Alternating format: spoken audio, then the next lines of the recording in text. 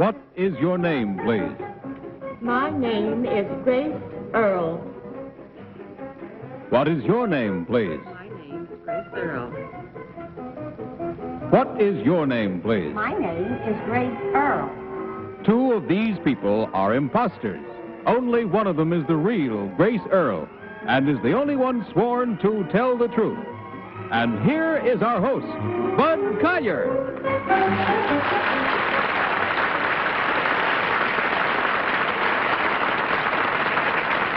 Thank you, and good evening, and welcome once again to our game of deliberate misrepresentation, in which our panel endeavors to figure out which one of two challengers has sworn to tell the truth. To Tell the Truth is brought to you each week by Geritol, America's #1 tonic, the high-potency tonic that helps you feel stronger fast. And now let's meet our cross-examiners. What is your name, please? My name is Polly Bergen. My name is Ralph Bellamy. My name is Kitty Carlisle. And my name is Hy Gardner.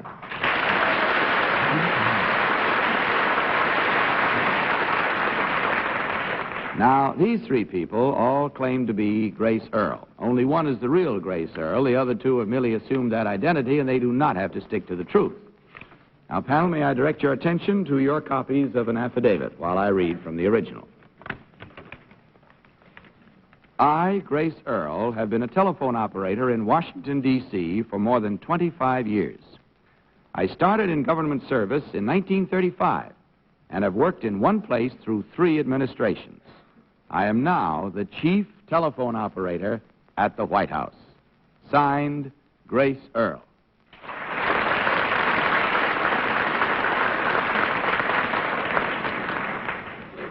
All right, panel, these 3 ladies all claim to be Grace Earl, as you heard, chief telephone operator at the White House. Only the real Grace Earl is sworn to answer your questions truthfully, and each of you will question as usual until you hear this signal.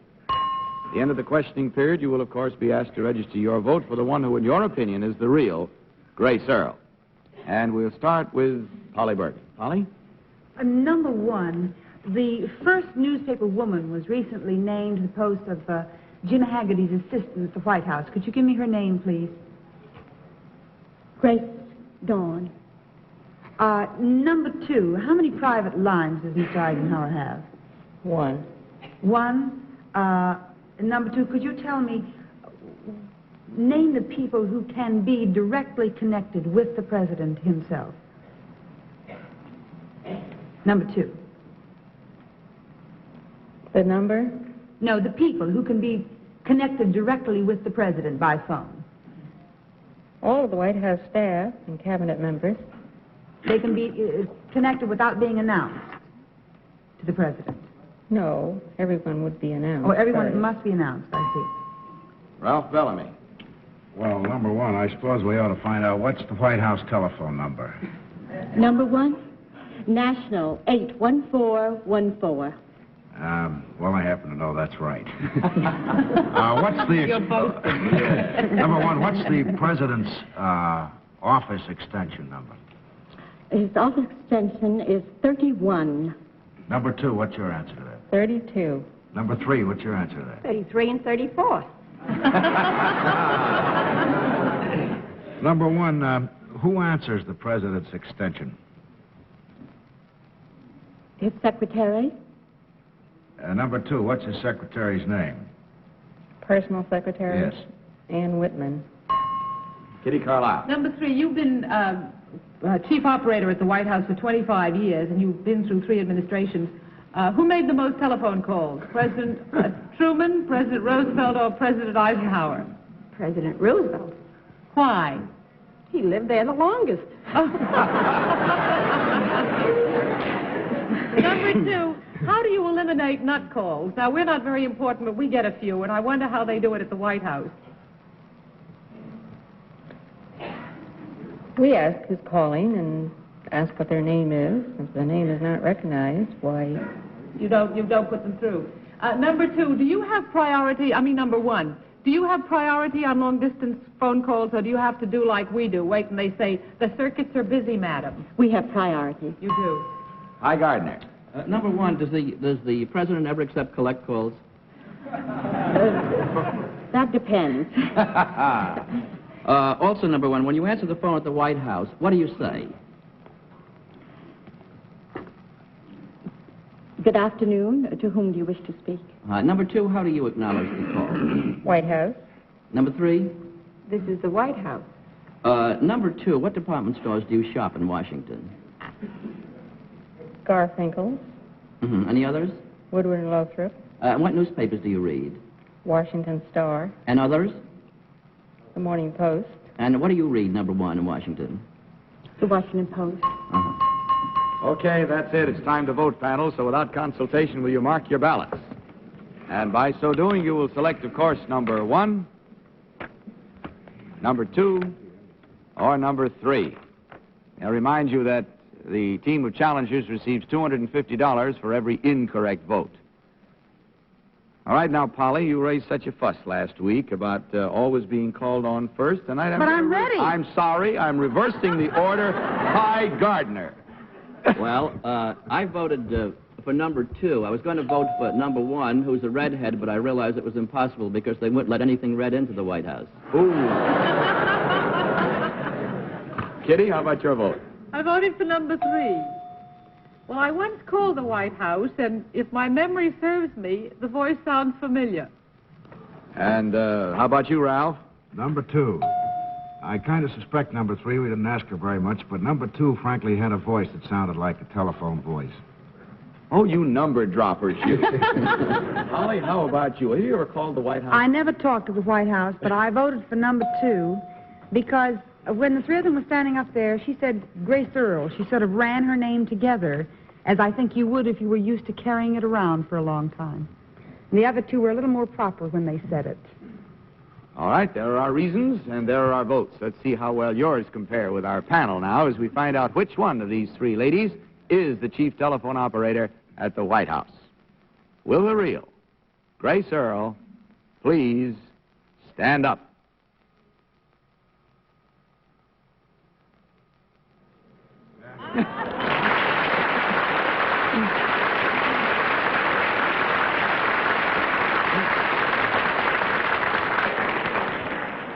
All right, now, let's see. Number 1, would you tell us who you really are and what you do? My name is Helen McLaughlin. I am information clerk at the Commodore Hotel, New York.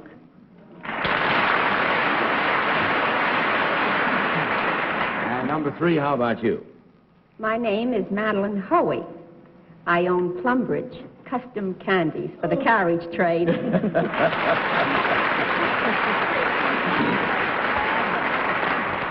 I gather you hit a sweet tooth in Kitty. Let's see how we racked up here. Our panel was pretty smart, as a matter of fact. 3 of them guessed right, which means there was only 1 incorrect vote at $250 for that total from Geritol. Thank you very much, ladies. Good night, and good luck to you.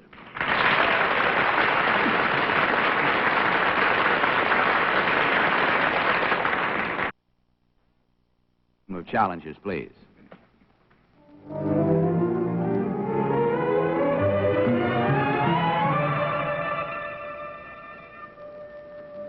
What is your name, please? My name is Tom Carpenter. What is your name, please? My name is Tom Carpenter. What is your name, please? My name is Tom Carpenter. All right, panel, especially you ladies, if you can rest your gazes away from those 3 handsome stalwarts, will you follow along with your copies of this affidavit? I, Tom Carpenter, am cadet captain and commander of the 2nd Regiment of the Corps of Cadets at the United States Military Academy. I have won my varsity letter in a major sport. This summer, as a first-classman, I was selected King of the Beasts at West Point. Signed, Tom Carpenter.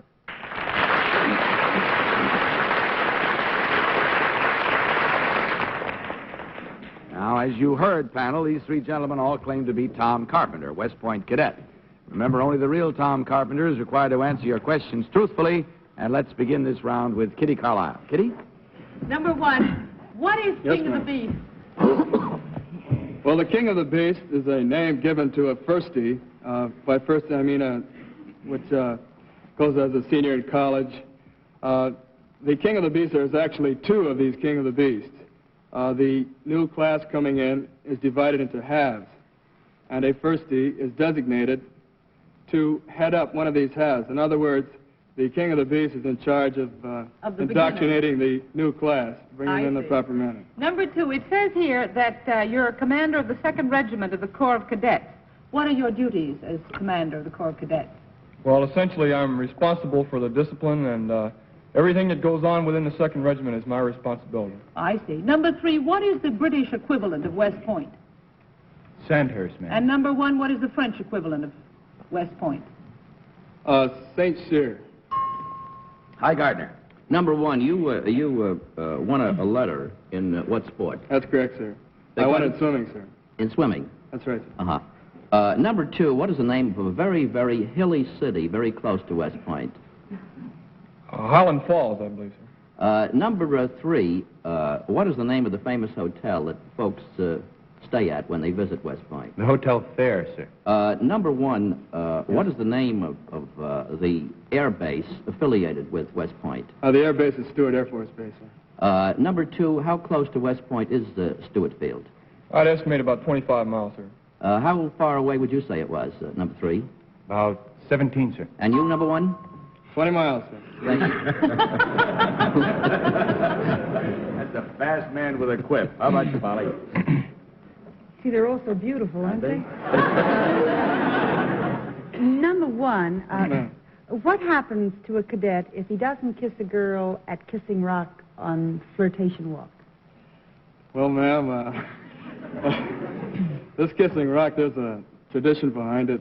If you don't kiss your drag, that's your date at the time, the foundations of the academy will crumble. I understand the building's standing quite well. Yes, ma'am. Number 2, more and more women are going into the armed services. Do you believe there will ever be a time when West Point will admit women? Well, that's And a if little hard so, to would answer. you let me know immediately? Ralph Bellamy. Ralph, before you start, may I tell you what a swell job I thought you did on the closed door the other night? Oh, thank you. Number 1, does the date, November 30th, mean anything to you? Certainly does, sir. That's the day Army's going to roll right over that Navy team. Number 2, who particularly distinguished the recent West Point reunion? President Dwight Eisenhower. Number 3, who is the present commandant of West Point? Present Commandant is Lieutenant General Garrison H. Davidson, sir. Number 1, how long has he been there? He's been there, Guard Davison. He's a lieutenant general. He came there. He's been an instructor there before. He was a coach of the team. I meant, how long has he been? Well, President now, he's been there 5 years, sir. Number 2, how many children does he have? I believe he has 6, sir. Number 3, how many children? 5, sir. Number 1, how many children does he have? Lieutenant General Davidson has 5 children, sir. 5 children. I would say he has 5 or 6. All right. A lot of children. It's time to vote once again, so with no consultation, will you please mark your ballots, panel? And in so doing, oh, stop grinning like that, Polly. Will you vote for number 1, number 2, or number 3? Are you all ready, Polly? Yes, sir. All right. Hi, Gardner, what was your vote? Do you want it, or do you want me to give it to Polly? No, I want your vote. It'll be wrong. We're giving Polly time to think. I thought it was number 1 for a while. I voted for 3 because I thought number 1 was knew so much about the point that he might be an instructor rather than a cadet. So I went for number 3. Kitty? I voted for number 3. On the basis of his voice, he sounded like he had a voice of command to me. Ralph, how about your choice? Number 2. I can't give you much of a reason, just a hunch. They all had pretty good information, just a hunch. Now, how about yours, Polly? I voted for number 3, and it's something about the way he carries his neck. It sort of seems to be pushed in a little more than the other 2. Voted for him because he has a pushed-in neck? Well, you know what I mean. Well, I hope I do. More West Pointy. Yeah. Huh? His carriage is more West Pointy. Thank you, Kitty. Carriage is more West Pointy. All right, there are our votes and there are our reasons. Let's see how you stack up with our panel this time as we find out which of these fine stalwarts is the real West Point cadet. Will the real Tom Carpenter please stand up?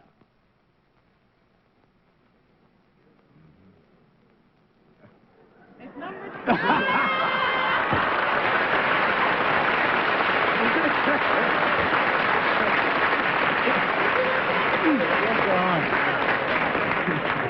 boy. All right, number one, tell us who you really are and what you do. My name is Paul Kaufman. I'm an ensign in the United States Coast Guard. I'm presently stationed on the weather cutter, North Atlantic cutter, Mackinac. Thank you, sir. And number three, how about you? My name is Mike Haraka, and I'm a truck driver for the Market Basket.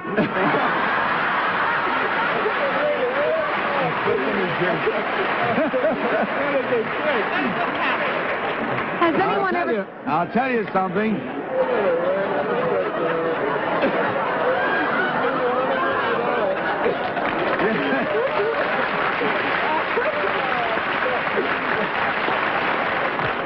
There's something about driving a truck, it'll push your neck in every time. Quickly, Polly, what? I haven't got much time. It's probably from avoiding New York taxi cabs. That's probably it. Gentlemen, there were 1, 2, 3 incorrect votes at $250 each for a total of $750 from Geritol. Thank you very much. Good night and good luck to you.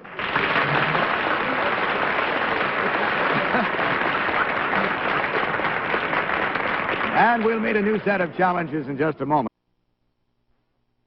Here's, please.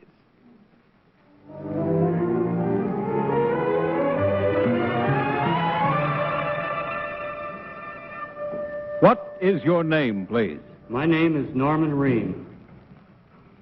What is your name, please? My name is Norman Ream. What is your name, please? My name is Norman Ream. Once again, panel, may I direct your attention to your copies of this affidavit. I, Norman Ream, hold the world's record for aqualung diving. I once reached a depth of 370 feet. Later this month, I will try a dive to 400 feet. No aqualung diver has ever reached that depth and lived. Signed, Norman Ream. Gentlemen all claim to be the world's champion aqualung diver, Norman Ream. So again, question until you hear the signal. We'll begin this round with Ralph Bellamy. Ralph? Number one, how long is a lung good for? How long can you stay under with it? That depends on the depth. Well, at your 370-foot dive, how long did it take you? To get there? To get there? About 2.5 minutes. 2.5 minutes. Number two, how long did it take you? Minute and a half, sir. Number three, how long did it take? 2.5 minutes. 2.5 minutes? How long will it take you to get to 400 feet? Number one. How long would it? How long will it take you, this dive is proposed? About 4 minutes. Number two, do you use a compression tank from this depth when you come up? Decompression tank? Oh, yes. I mean, I use the tanks that I have on. Well, I mean, to avoid bends, do you have to... Oh, yes, indeed. It's very carefully regulated all the way up. Number three, where will you make this 400-foot dive? In Key Largo, Florida. Kitty Carlisle. Number one, what do you get when you go down 370 feet? Cold.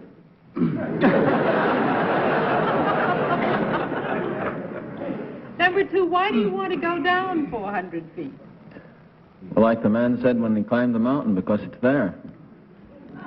Number three, how far down can a pearl diver go without any equipment? The depth for oxygen alone is 33 feet. How much? 33 feet. 33 feet. They go beyond that, but that's the depth that you should And how go. long can he stay down without equipment? About two minutes. Could you stay down, number one, 2 minutes without equipment? No, ma'am. Could you, number two? 1 minute. You have stayed down 1 minute. I have. Number three, what do you get when you go down to 370 feet? Cold. Nobody brings anything up? No warm water down there. Hi, Gardner. Number one, how deep does the Andrea Doria lie in the Atlantic? About 230 feet. Do you know the name of the department store, the member of the department store clan who went down to explore the Andrea Doria? Yes, Peter Gimble. Peter Gimble. Number two, who recently wrote a book about aqualung diving? Ramsey Parks, I believe. Do you know number three? Yes, Ramsey Park. And how about you, number one? Not that I know of. Number one, incidentally, you know how to swim, don't you? Yes. Number two, is it necessary to know how to swim to use an aqualung?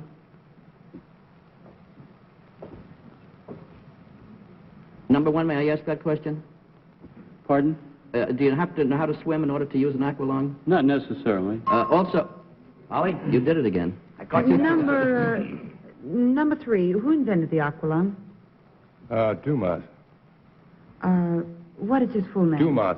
What is his full name? Aqualung? No, Dumas' full name. Well, the full name of it, actually, Aqualung is a trade name. The actual form. No, I meant the full name of the gentleman who invented it. I don't know Dumas' first see. name. Number 2, who is Gusteau? He's a French diver, done most of his diving in France and in the Red Sea. Number 3, Gusteau is one of the first devotees of aqualung. Could you tell me the first silent film that he made using an aqualung? That's The Silent World. Number 1. That's it. Time to vote. So will you please mark your ballots once again? And this time you will select, of course, as you have before, either number 1, or number 2, or number 3. Polly, would you like to be reinstated this time? Oh, now you ask me. I'm not ready. This time you're not ready. All right. All right, Polly. For whom did you vote? Well, I voted for number 3. I'll tell you honestly, I thought Gusteau invented the aqualung. Perhaps I'm wrong, but I know a little bit about aqualungs, and they all had a lot of information. I feel that number 3 was a little bit more thorough with his information than the other 2. Ralph, how about your selection? Number 1. I haven't got much of a reason again. He said his name rather easily, and he seemed to have a lot of information. How about yours, Kitty? Number 1. Well, he looks like a man who's been wrestling with the deep for quite a while. And I just thought that when he said he couldn't go down as far as a pearl diver, it sounded authentic. And whom did you pick high? I voted for number 1, too, because he did not know the name of the author of a book I didn't know either. and secondly, he looks like a fellow who enjoys going into dives. Oh! Well, we'll pass that one over in a hurry with a large batch of Geritol. And if our minds are made up, let's see how yours are and how they compare with ours as we discover which one of these 3 gentlemen is the real world's champion aqualung diver. Will the real Norman Ream please stand up?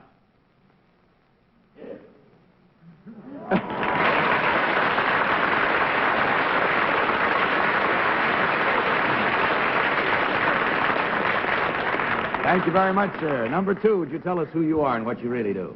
My name is Bob Odell. I was an airline pilot in Afghanistan, and now I'm trying to get a job in TV production. And number 3, how about you, sir?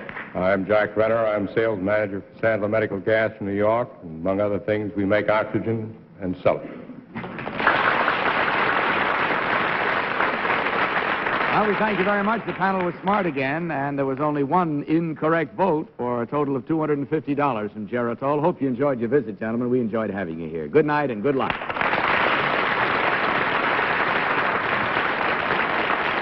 Now we'll return to our panel in just a